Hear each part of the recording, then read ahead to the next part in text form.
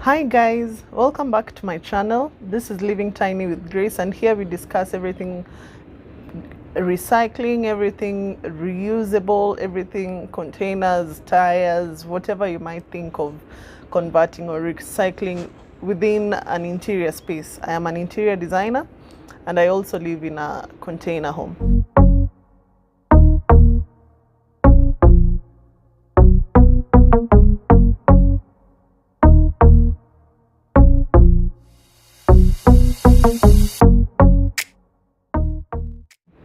But this video is different. Today we talk about the real reason why I chose to live in a container home. I have mentioned a few times in different videos why I chose to live in a container home, but having been asked this question a few times, I think maybe if I tell a bit of background story, then it would make sense to some people. Also, I've received questions why I chose to do a container house as opposed to a brick and mortar house, yet they tend to be more or less the same cost, and reasons might be different. For me, a house is a house regardless of what it has been made out of, and my reasons might be different from other reasons. This video is not to convince anyone to build a container home. We all have different reasons. There's a reason why we choose to do investments differently, or we choose to do construction differently, and this is just my story. So for us to understand why I really and truly chose to do a container home, a bit of backstory is important. And so I am part of a family of 4 kids, and I happen to be the last one. This story might be told differently by each one of us because of the age difference. We came into existence at different points in our parents' lives, and maybe our experience might be different. So from the moment I was aware of my surrounding, I would say, now thinking about it, I would say I was in a comfortable home. We didn't lack much. We were able to even enjoy luxuries. And so this was like this for about 7-8 years. When I turned 8, I think, things changed. My dad lost his job, and my mom was also struggling to keep hers. And so that's when I think I really felt, yes, we had family issues. We had some family issues that might be relevant discussing in this video now. But that was the point I could really now see struggling when it came to our parents. I think I was born in the same house until when I turned 10. I was born in the same house, and we lived in that same house for about 10 years of my life. And so I only knew one place as home. It was a standalone house in a compound. We had a compound. My mom had a kitchen garden. We had dogs, and so that felt like home. That's what I knew as home for about 10 years. Then around class 3, class 4, I asked to go to boarding school.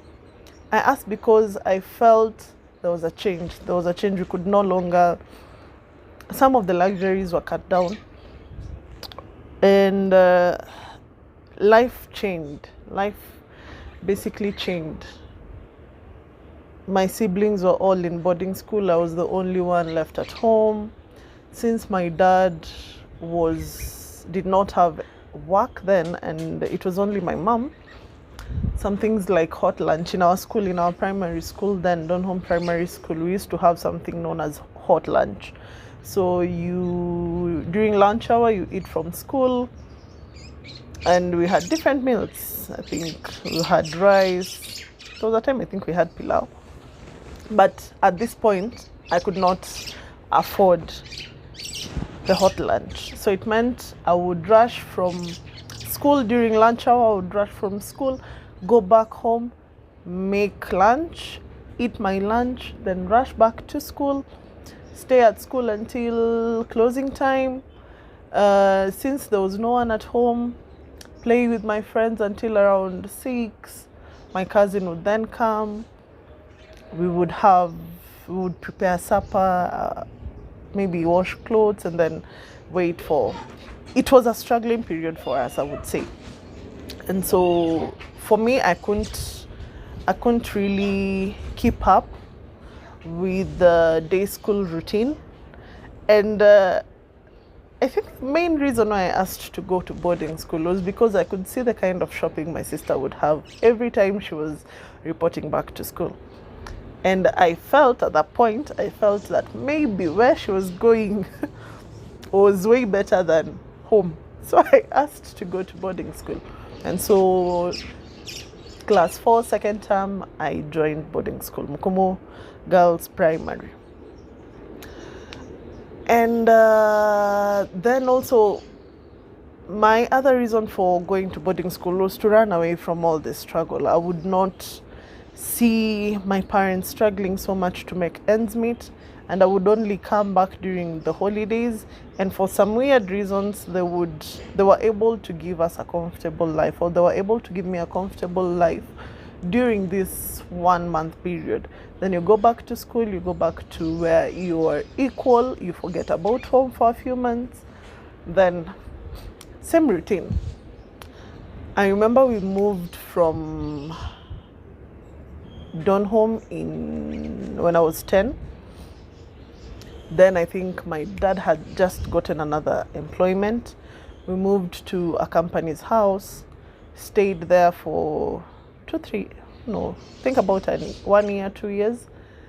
Then at that point, my dad bought a piece of land and he started building his house. I remember we then moved to Kitengela. By then, Kitengela was it was Ushago for us. It was not the Kitengela you see now. Kitengela was different then. And it felt like it felt different. I would say that it felt weird, it felt different. We were no longer in what we felt like gated community. Our house, I think, we were the only people who had an incomplete house in that estate, and we had it for so many years. My dad had gotten to a point, at this time my mom had lost her job, and it was only my dad. He was the only one who was paying for our school fees, taking care of us financially, and my mom would be a stay-at-home mom. She would take care of us, but from home. So my dad started building. Just when he had started building, somehow he had managed to get a few funds, but just when he was about to go to the second floor, he lost his job again. Now he was looking for another job, meaning building turned out not to be a priority anymore. And now he had serious things to think about. School fees. I was in boarding school, my sister was in high school, my brother, I think, had just finished high school and he was heading to college. My elder brother was in college, and so his priority was our school fees. And I thank God for my parents, because they never really hid their struggling from us. We could clearly see they were struggling. And for a certain period in our life, some things became luxury. Having electricity was a luxury. Having running water or tap water was a luxury. And so we learned to appreciate the little we got. We learned to survive on whatever we were given.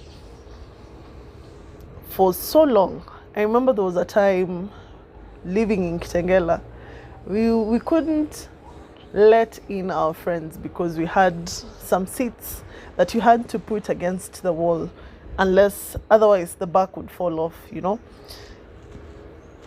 The only thing that was keeping that back seat together was the wall. We had walls that were just plastered, no paint. We didn't have tiles on the floor. We had leaking windows.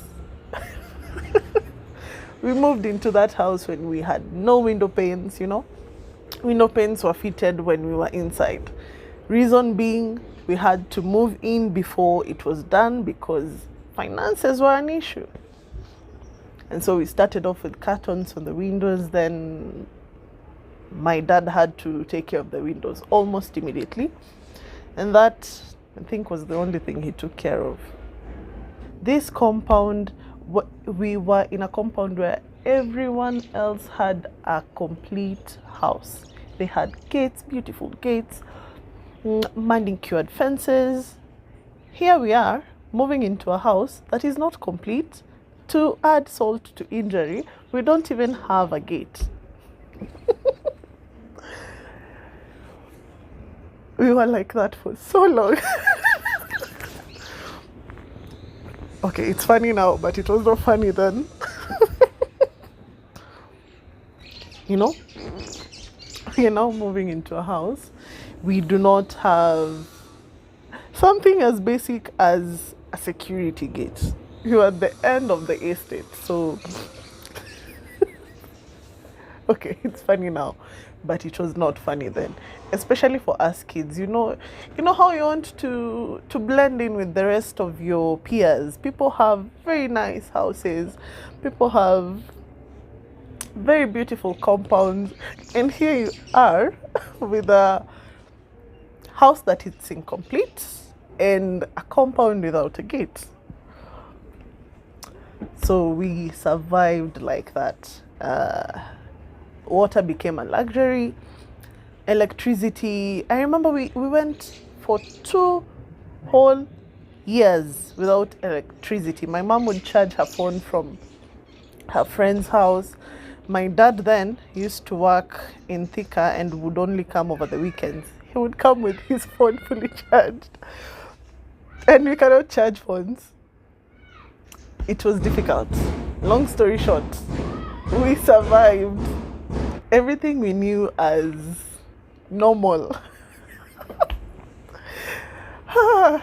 It was different, I would say. It was really, really different. And so, because my dad was struggling to take care of us, to pay our school fees, I think, then having kids, all of the kids are now at a stage where their school fees is quite a lot and they all need to go to school. No one can stay back. My dad felt he needed to think of an additional stream of income just to take care of the basics. And so, together with his friend, he went ahead and got a loan. This loan happened to be the worst decision my father would ever take, the worst financial decision he could ever take. And it was a secret from my mom, from us, for so long until things got bad. And so,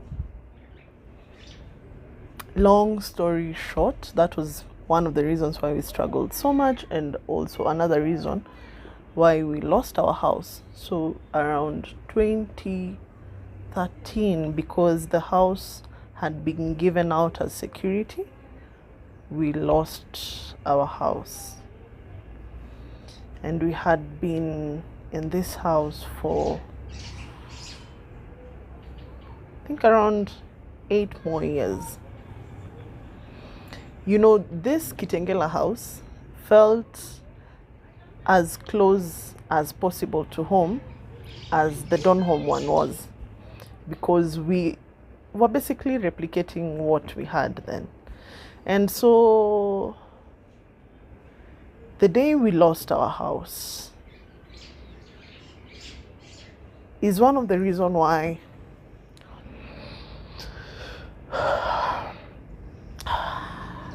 sorry, I'm tearing up. The day we lost our house is one of the main reasons why building a home was important to me. Having a house for me felt as security. That's what felt as home. We had been renting houses for so long, and finally having something we could call our own, no matter how bad it was, no matter how incomplete it was, that was our new normal then. And it felt so nice. Leaving school and coming to your father's house, it felt so nice. And then now you leave. I remember I was in campus at this point, and I received a phone call that our things, my mom was thrown out of the house together with my second brother. He had just come back into the country from school, and they were basically just informing me that when I come home, I should expect not coming home to my father's house. And at this point, my sister was also in school, but she had a house. It was easier for her to operate from near school than from Kitengela, and so she had her own house that she was sharing with her friend. And so I was told, when you close school, you will go stay with your sister, because here at this point we don't have a house. And so I was just told how it all happened. The one who bought the house basically had our things thrown out. I was told it was on a rainy day, things are out, my mom has nowhere to go, my brother had to go live with an uncle for a few days, and it was the lowest point. I think at this point my mom was strong enough to go through anything, but I think this had a toll on her. You could imagine the kind of embarrassment. A fully grown woman, you're now out of your house. My father was in thicker than at work. And so a friend that I now consider as family had to host my mother for a few days before we could have things figured out. And I'm so thankful to this family, because in their space they were willing to accommodate my mom for a few days. They even stored most of our things for a few weeks, if not months, before we could figure things out. And so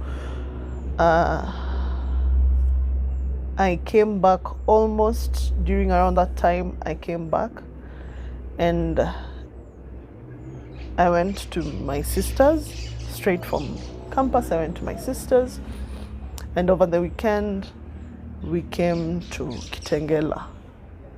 And you could imagine seeing your mom not in her house, but in her friend's house. And so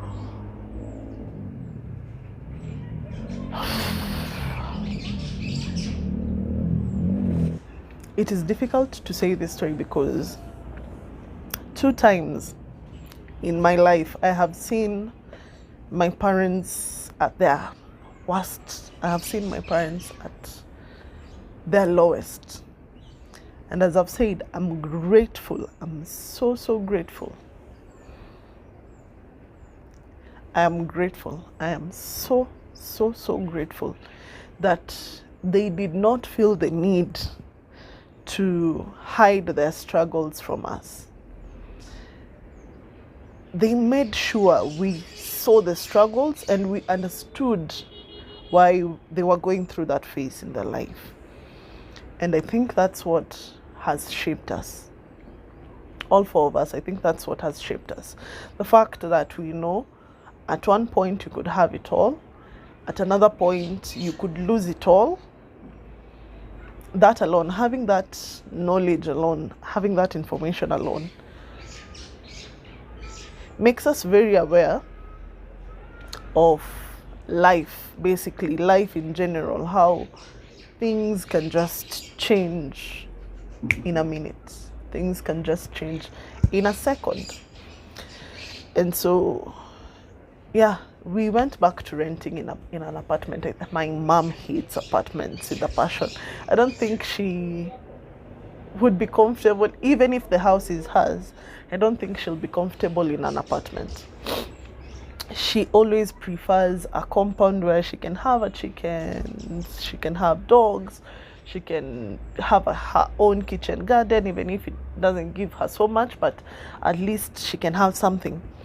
In that short story, or in that long story, having a house is a sense of stability for me. Having a house keeps you at peace. Even if you sleep hungry in your own house, having a house is important, if you ask me. And from the moment I got into containers, how I wished my dad could separate the house from the land. But because these things are joined, he lost it all. How I wish he could separate the house from the land. Maybe have the house go, or have the piece of land go. How I wish you could just be able to salvage one and have one go in the meantime as we find our footing. How I pray now that I know of containers. So for me, I'm grateful that he did not hide, or my parents did not hide their struggles from us. That way we are very much aware of the fact that one day you could be here, the next day you could be here, and that's just how life is. That's just how it goes. Two is because I felt maybe he should have done that kind of investment earlier on in his life, but he knows his reasons best. Three, the fact that I can separate my house from my land. For me, that is a consolation. I don't know how that would play out in future, but for me, that is a consolation. Four, now this has been, as I have mentioned before, I built a house without a piece of land. I'm on a leased piece of land, and that means that I should now start actively looking for a piece of land somewhere I can take this house. Paying rent is not fun. I have done it for a few years. It is not fun. There's a bit of anxiety, not a bit, there's a lot of anxiety that comes around end month, because in Kenya we pay our rent every end month or every beginning of month. There is a kind of anxiety that comes during that time. You feel stressed all of a sudden. For about 10 days, you have 30 days in a month. For the first 10 days, you're stressed because you need to pay your bills. Then you have about 10 days to relax. Then the other 10 days, the last 10 days of the month, you're struggling. You have stress. You keep imagining, where are you going to get rent for the next month? There was a time I remember, even paying electricity was an issue. We were stopped from going out to play because Kenya Power would come and they will cut electricity from the meter. Who wants that? No one. At that time, I think we had postpaid. And so, bills, there's a way bills make you very uncomfortable. And if you can reduce some of these bills, the better for you. And I have also seen how employment also gives you a bit of security. And then, since you're not the owner of the company, I have experienced it. Since you're not the owner of the company, the owner might decide, today, thank you so much for your time with us. You are no longer needed in the company and you are out of work. You are out of work. You have all these bills to take care of. And in an instant, you go into depression. Why? First, you need to look for money to pay your bills. Even if you've saved up, you are now getting worried that you might spend all your savings before you get something else coming in. And basically, for me, renting gives me anxiety that I cannot deal with, at least not for now, because my finances, I'm still struggling financially. So constant monthly recurrent bills, I'm still struggling with. So rent for me, and that's why I felt so strongly that rent money is dead money. I keep paying this amount of money every month, and I don't see the results years from then. Yes, I have space that I am using for 30 days until next month end. But this money that I keep paying over a period of 1 year, that's when you start thinking that I could have been a millionaire if I was not paying. Okay, it's not like I'm saving so much with this, but then again, the money, I see where it's going. And if things get thick, I can sell the house. For me, that's my reasoning. Yeah, so yeah, maybe that's why. Now that you know the story, you understand why for me building a house was important, even if I don't have a piece of land. And that did not stop me from building a house. I have space that I can set up my house for a certain period. We will know about the future, but for now, at least for now, I have reduced that headache to a certain level. Yeah. So that's my story. What's yours? If you're living in a container house, what's your story? If you're renting, why are you renting? Is it because it's close to work? Is it because it's something you can afford at the moment? What's your reason? What's your reason for renting? I have also had people who say they can never build houses in Nairobi. It just does not make any financial sense to them. What do you think? And if you're from that school of thought, kindly enlighten me. I would want to know why you choose not to build, even if you can afford. Why it makes more sense for you to rent. I also know of people who would build houses, rent them, then use the money they fetch from rent to live in a rented house because that rented house is closer to work or is convenient to them. What's your reason? People have different reasons why they do what they do. I can not judge. I cannot say I went the best route, but this is what I'm comfortable with. What are you comfortable with? Let me know your thoughts. I know my siblings would see this video and they'll say, umedanganya, but yes, we all have different versions of this story. It's the same story, but with different versions. Let me know. Thank you. Don't forget to share, like, and subscribe. If you've not subscribed, you subscribing to this channel only spreads this word to others who'd want to know more about container housing, especially those in Kenya. I'm surprised that people are saying they've never seen a container home in Kenya. I think we have quite a number. This is not the first one. Maybe I'm the only one who was confident enough to show their house, to showcase their house, but yeah, we are quite a number. This is turning out to be a movement in Kenya. So if you're considering it, be confident. It's not just me. We are quite a number. See you next time. Thank you so much for your time. Thank you so much for watching this video to the end, for liking my previous videos. If you've not watched my other videos, feel free to go back and watch them. Thank you so much. See you on the next one. Bye.